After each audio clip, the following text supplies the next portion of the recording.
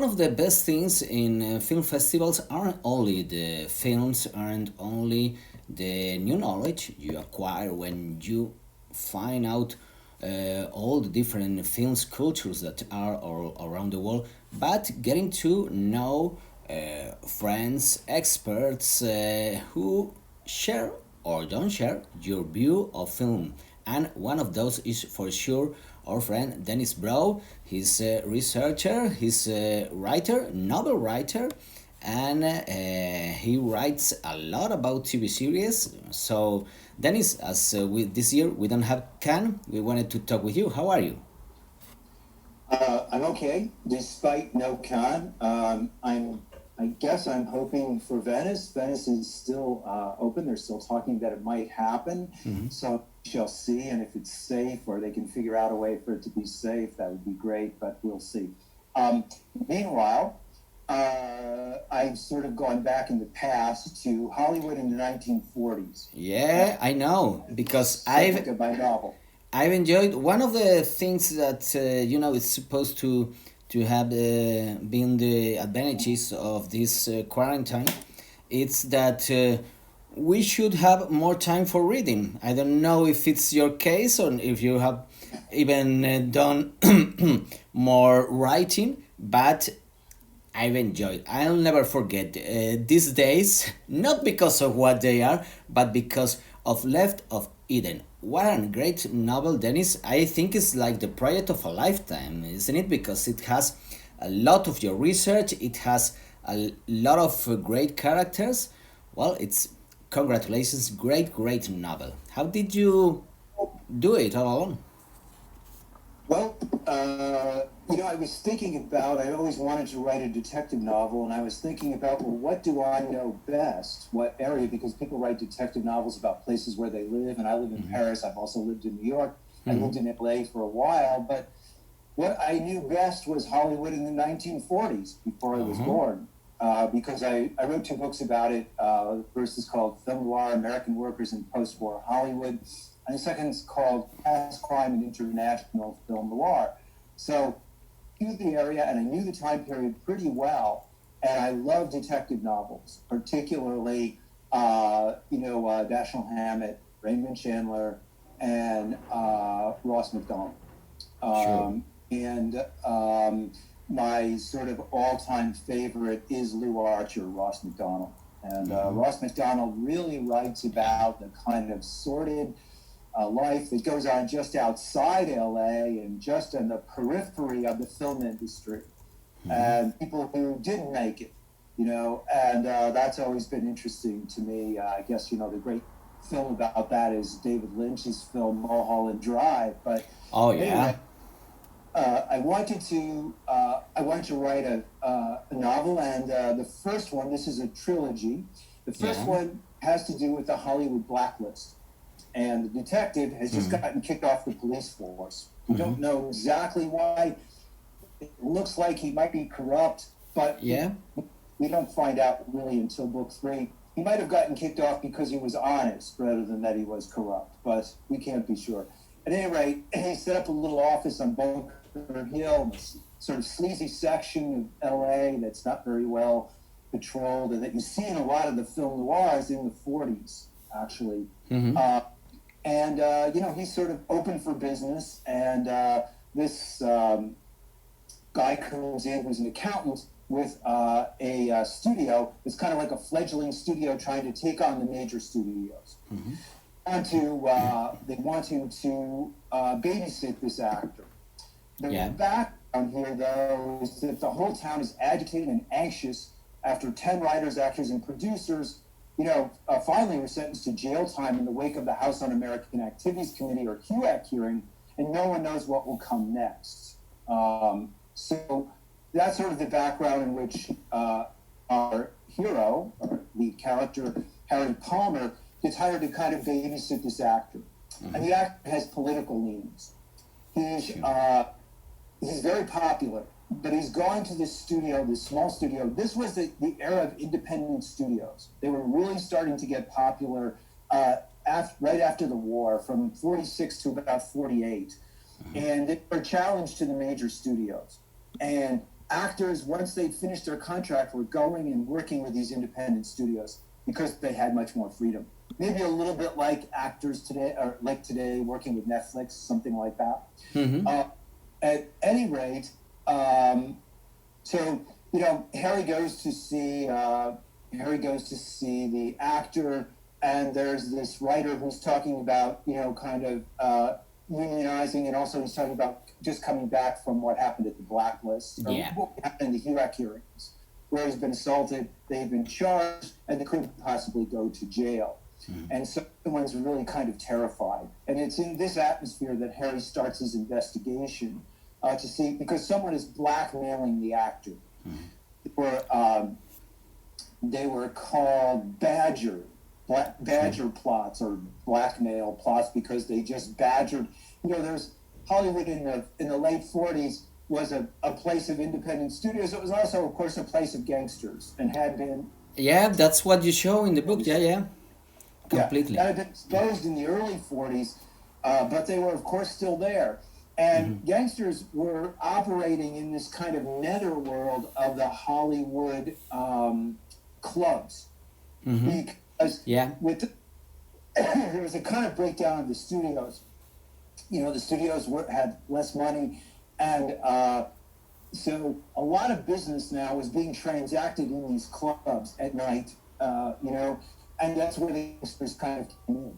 Yeah, that's what you show perfectly in the book, but also some things that I think are part of your research, of your thinking, and it's very well portrayed on the novel. We won't reveal anything, but it's that sometimes the mobsters are the bankers. Yes, Harry himself. This is a kind of he's just been working on the police force on the murder squad, but he sort of starts to encounter a really different world. This world of Hollywood, and the world consists of very high-powered actresses, like the actress and her family, who the actress had an affair with the actor named Gabby. When they were on their last film, and her family, they may have all slept with him. There's some question about how many people slept with him or whatever. Yeah. And so any one of them might be blackmailing him, or might be part of this plot. That's one kind of group, is actors who are a kind of Hollywood elite. This group that he encounters is the Hollywood studio head. Yeah. Hollywood studio head at that time they still sort of considered themselves, the term was moguls. They were moguls, They were really kings of their own domain. And of course the main one was Louis B. Mayer at MGM. Mayer had, kind of a stable of actors that he managed, and he was very, very powerful in his time. The power is starting to loosen at this point. That Harry starts to encounter him. And behind the Hollywood studio heads are the bankers. Sure. Because what had happened is, in the 30s, the major studios largely went bankrupt. And when they went bankrupt, the Eastern banks came in, and first they started running the studios. That didn't work out. They put their own sort of bean counters as the head of the studios, and they made terrible films that no one wanted to see. So pretty soon, the moguls were kind of back, only this time with slightly less power, because they didn't control their own finances. So there is a banker in the background of the story as well. And, he's also interested in LA, in what LA is, in the potential of LA for growing and becoming really perhaps the growth center of the country. And that's a part of this too. Completely. And, that's also before advancing to your other novels, or what you're writing right now about a series of the 40s, or actual series, but because you're writing a lot on different media. Dennis, there is, I think it's like in the first, second page of your book that it says, "Oh, these characters are fiction. There is any coincidence," and well, there are some kind of coincidences, isn't it? Why haven't you placed real names to some actors, to some characters of your film? Well, I kind of want to let the audience sort of guess a bit Yeah. who's supposed to be who. But most people are someone who actually exists. And sometimes they're composite characters. But for example, right behind you is the Hollywood Reporter. So there is a character that Harry encounters, and he's based on Billy Wilkerson, who was the head of the Hollywood Reporter. And Billy Wilkerson was really a character. Really?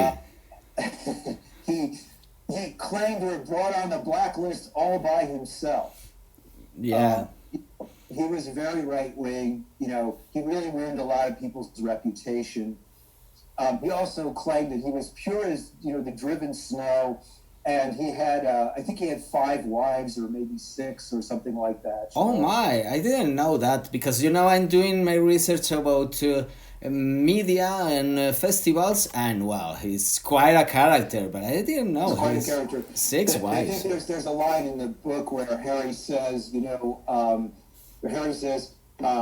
that this character, the character in my book, the one who had of this paper, he said, he slept around a lot. They have a funny name for this in Hollywood. They call it marriage. Yeah. I love it. I love it.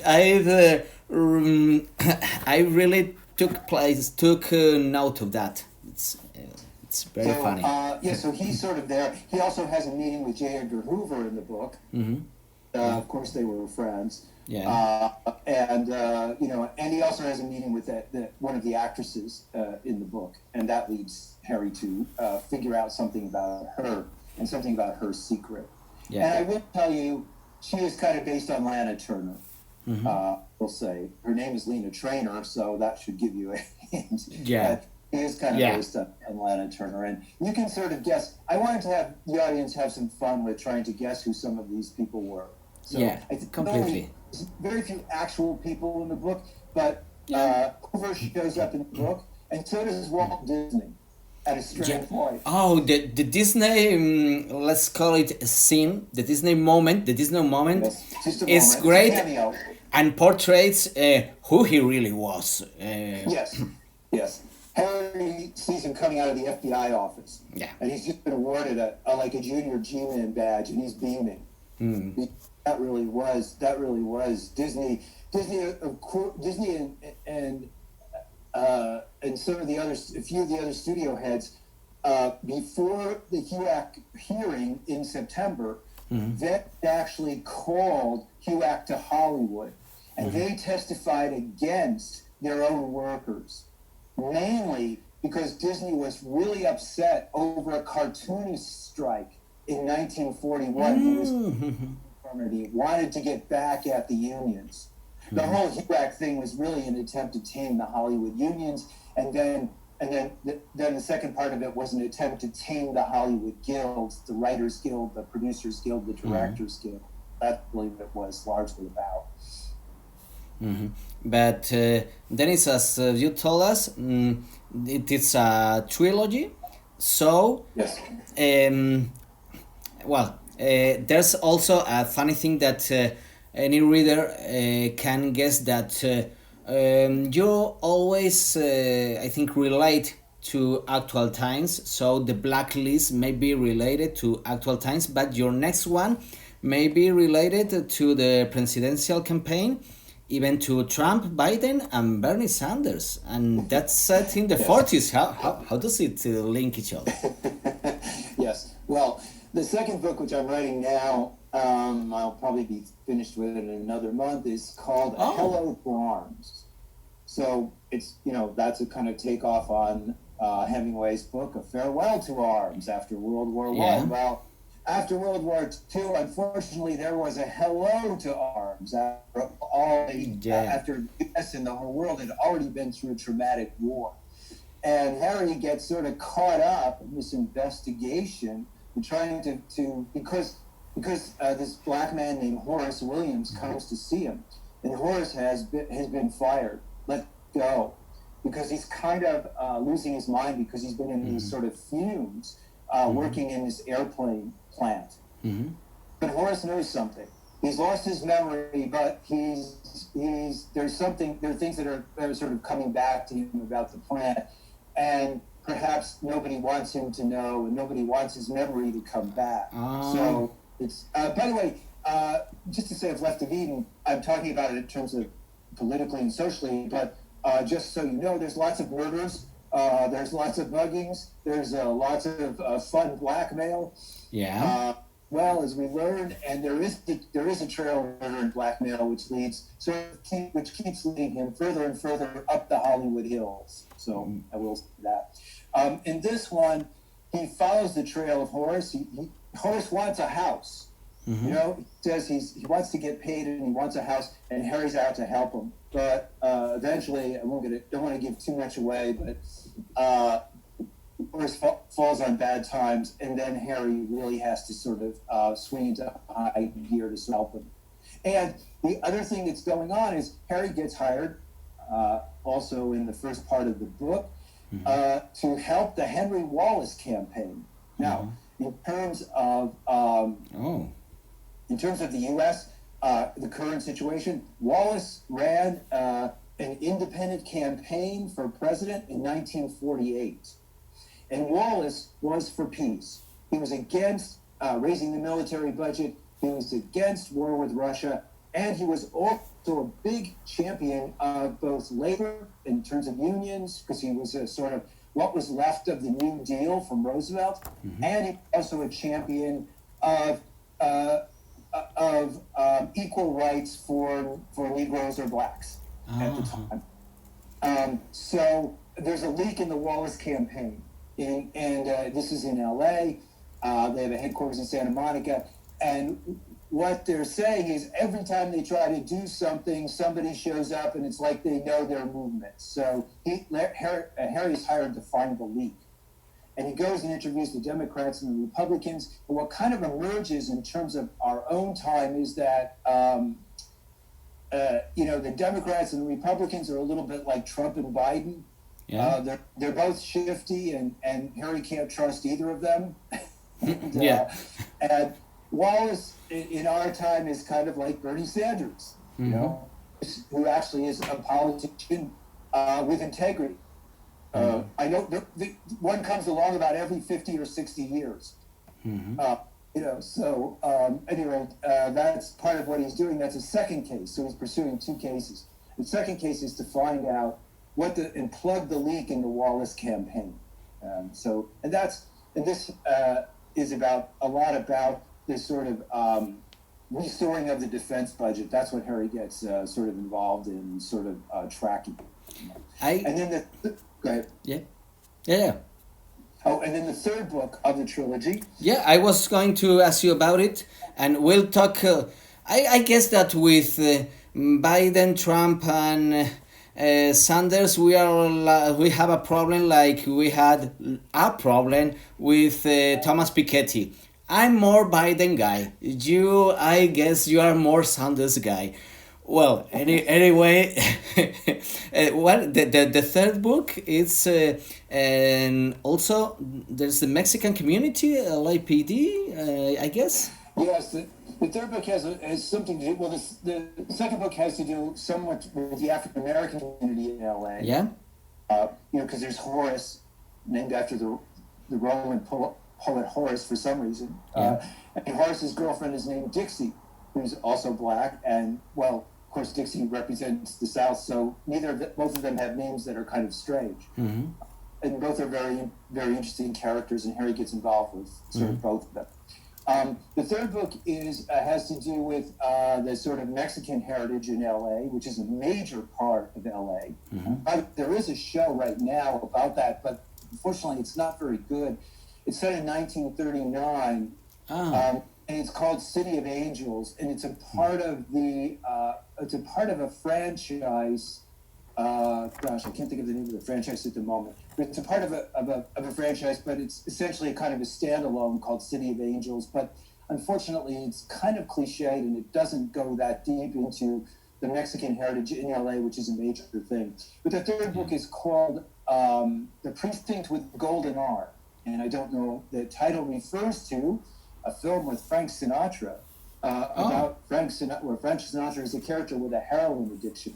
And with a heroin addiction, you say they have a golden R. So this is the precinct with the golden R. I didn't know that, yeah. It's about the idea of drugs coming to LA. But usually, when we talk about drugs coming to LA, we talk about street dealers. Yeah. But this talks about drugs coming to LA through the pharmaceutical companies and through the police. And it explores Harry's relationship with the LAPD and what happened and how he got kicked off and this whole kind of controversy. Oh, that promises to be also very interesting. I'm showing like different images of we have like posters of that time with talking about drugs and. Well, I'm trying to illustrate what you're showing. But before we must part, and I was, you told me before that you were going to Venice. I was asking you what film festivals did you have in mind. But now there are lots of series. And are there any good series you can recommend us about that time frame, like 1930s, 1940s? Because as you said, City of Angels, well, we don't need to see it, isn't it? But is there any series that you say, oh, you must watch this? You can even binge this series, as you said in your book. That's my book, Birth of the Binge. I also have I now write regular television criticism, and I have that's published in a number of places, British Daily, about 4 websites, and it's on 2 radio stations, one in the U.S., the Pacifica Network, and one in Paris at Art District. But my blog is called Bro on the Global Television Beat, and I will tell you, well, there is a series which a lot of people are really looking forward to, and it's HBO's version of Perry Mason, and it's going to be set in the 30s. Where it's like sort of, like, remember young Sherlock Holmes? So it's young Perry Mason. Got all the characters. It's got Paul Drake, the investigator. It's got his secretary. But they're all just sort of starting out. So that's a period piece that looks to be pretty good that everybody's kind of looking ahead to. I've been writing about a lot of stuff, actually. But the one that I'm writing about this week is one you, I'm sure, know well, and that's, well, what's better called Casa del Papel, a House of Paper, which Netflix called Money Heist. Money Heist, see, yeah. So I've been really enamored with that series. It's really amazing, actually. I think it does things with the heist film that have never been done before. Yeah. And I'll just say a bit about where I think, because I have this coming out in an article, but it's also going to be, it's in the next episode of Bro on the Global Television Beat. The first season, I think, why was the show so popular? It was phenomenally popular in Europe. Most popular Netflix film ever in Europe, third most popular ever of any Netflix series. What was the reason for it being so popular in Europe? Well, my feeling is that what they did was they break into the Spanish Mint, and of course, in a heist film, you break in to steal money. But they didn't break in to steal money; they broke in to print money. And what did they say? They said, "Look, this is poor people's quantitative easing." Yeah. The ECB, the European Central Bank, in the wake of the European debt after 2008, just started printing money. Completely. Yeah, that's it. So Money Heist, the idea is, let's print money and give it to us. Yeah. That'd be a popular idea, And now in the second season, which Netflix calls season 3 and 4, but really it's the second season for Alex Pina. That's it. The second season, what they do is they break into the National Bank of Spain to melt down the gold reserves. Now, and this is remarked upon. Alex Pena is a very smart guy. Yeah. Remarked upon, but what the idea is that with the fading of the U.S. dollar, a lot more countries, and some of them secretly, but particularly Russia and China, but a lot of countries are starting to buy gold. And they're starting to transfer more of their money from dollars into gold. Okay, so as they do that, of course, they just lock it up and it's just gold bars and no one ever gets to see it because it backs the national currency. They start melting down the gold, so, and making it into trinkets so that it can be distributed. It's a new kind of Robin Hood, and that's sort of been explicit in the second act. But it's very, very interesting, and I really like the show a lot. Yeah, I know you like it. You know that it was first broadcasted in Spain through an aerial television, and well, it was okay, but it wasn't the huge success it had when it was broadcasted through Netflix. So it's an interesting case study of what local TV series, because this in other times would be only for Spain, can become global and show feelings all around. Because yes, as you said, we all would prefer, give us the money and print the money and give it to us, because there's no reason for keeping it for the bankers only. So Dennis, we are getting to the end of the interview. For the end, I wanted to ask you if you, I don't know if you can foresee the future, or what do you think about film festivals will be in the future? Will we meet again in Cannes or wherever? How do you see it? Well, yes, we will meet in Cannes again next year, I hope. I mean, if there's not, let's hope there's a vaccine. Talking about December, some people even think September. I don't know, we'll see. But that would be really good if we could. The future, though, I think film festivals will really have a place, especially, I think, more on the model of Venice than Cannes. Because Venice really is sort of ecumenical. It welcomes everything. Yeah.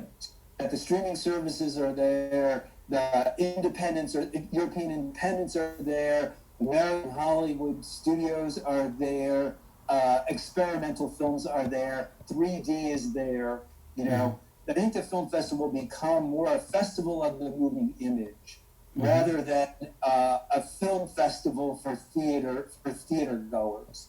Yeah. And I think that change is already happening. It's not happened at Cannes, but that's because of the French theater owners.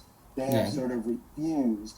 But I think slowly they are going to come around. But the major challenge at the moment is for the film industry is what's going to happen. Is the film industry and film theaters going to survive, and in what form? Now with a whole lot of theaters, a whole lot of studios putting their films online.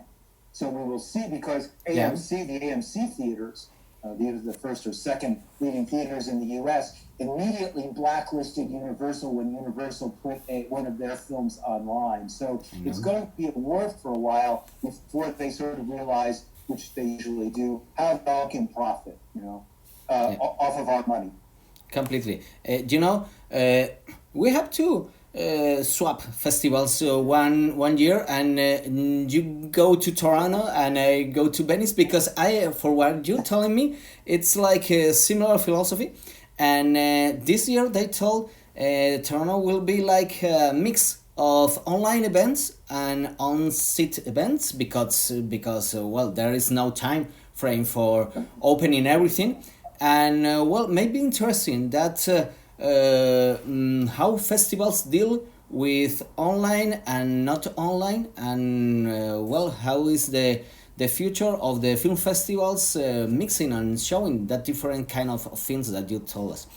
Anyway, we will follow you through all the places where you write, like People's World, founded in 1924, and watching and showing also for our viewers now.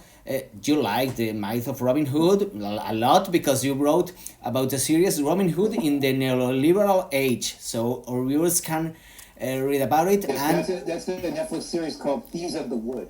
yeah, It's a yeah. Flemish series, which is quite interesting. Yes, and Culture Matters, which is a very interesting site also, and well, one of the lots of places where we can read about your always very interesting opinions.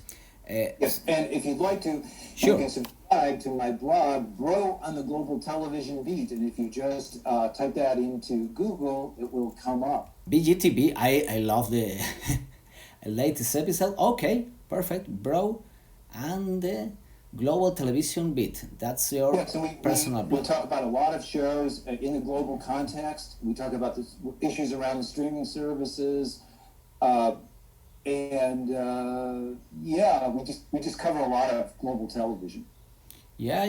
I get it. Okay, perfect. So, thank you, Dennis. Keep safe. Thank you, Antonio. And I'll see you, well, in Venice, Toronto, San Sebastian, Cannes, wherever, or in Paris, or in Paris, or in Madrid, whenever you want. Madrid. Or Madrid. Yes, yes. See you. Bye bye. All right. Bye, Antonio. Thank you so much.